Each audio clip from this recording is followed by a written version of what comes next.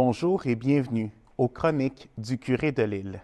Aujourd'hui, nous terminons le 3e chapitre, Montréal de la Fondation à 1653. Avec ce chapitre, on voit l'arrivée de Sainte Marguerite Bourgeoys à Montréal.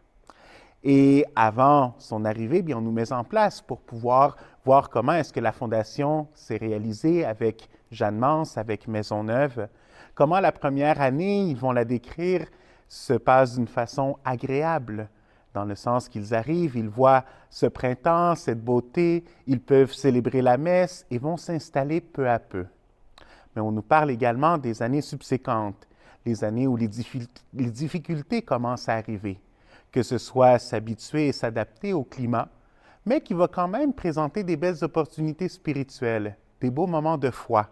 Nous avons comme témoin justement cette croix qui est posée sur le Mont-Royal comme une promesse de continuer la mission tant que les eaux puissent justement redescendre.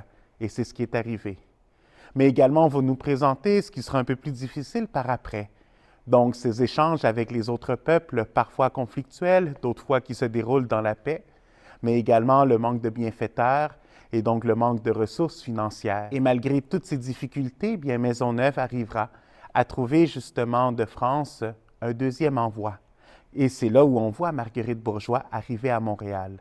Et ce deuxième envoi, il est qualifié comme la deuxième fondation de Montréal. Le texte de dimanche, c'est la résurrection de Lazare.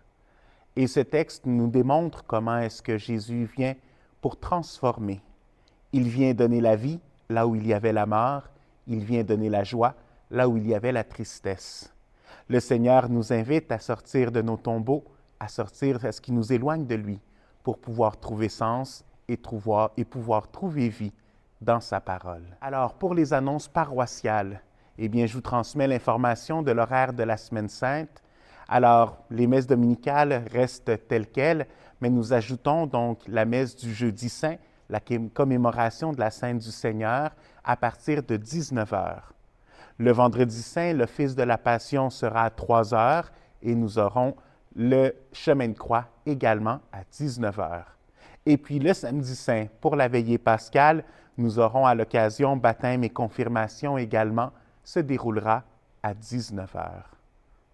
Merci et bonne semaine à vous.